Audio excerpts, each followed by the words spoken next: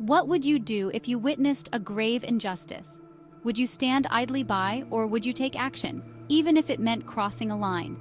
This is the question that haunts us today as we delve into the complex case of Officer Johnson, a man sworn to protect and serve who found himself caught in a moral crossfire. Imagine a child's cry piercing the night, a chilling sound that speaks of pain and terror. This cry is not a fleeting nightmare. It is the harsh reality for countless children who suffer at the hands of abusers. It is in these shadows that our story unfolds, a story that compels us to confront the very essence of justice and the price of vengeance. What happens when the line between right and wrong blurs? What happens when the law and our conscience collide? We invite you to join us as we explore this moral labyrinth and ask yourself, what would you do?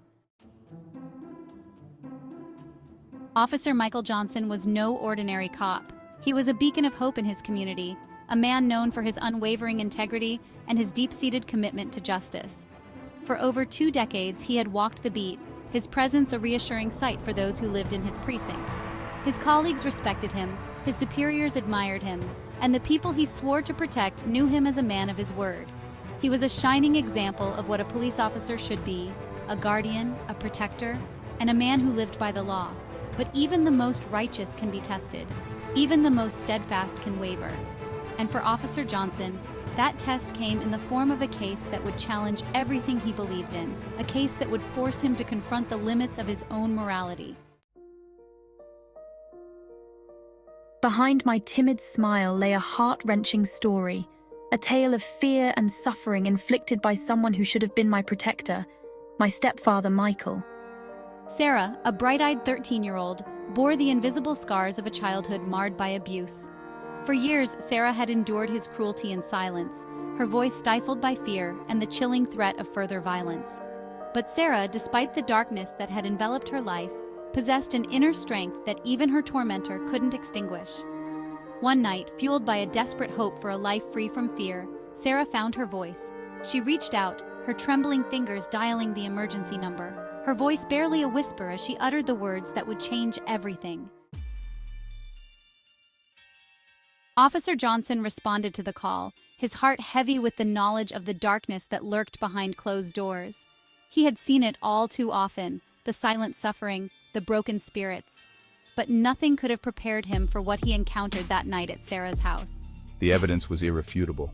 The bruises on Sarah's frail arms, the fear in her eyes, and the chilling confession that spilled from her lips, painting a grim picture of Michael's brutality.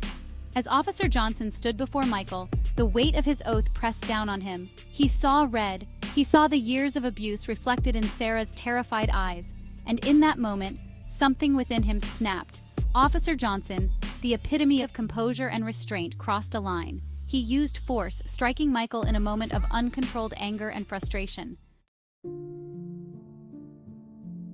The news of Officer Johnson's actions spread like wildfire, igniting a firestorm of controversy that ripped through the community. The very foundation of his career, built on a bedrock of integrity and respect for the law, seemed to crumble around him. Public opinion was sharply divided.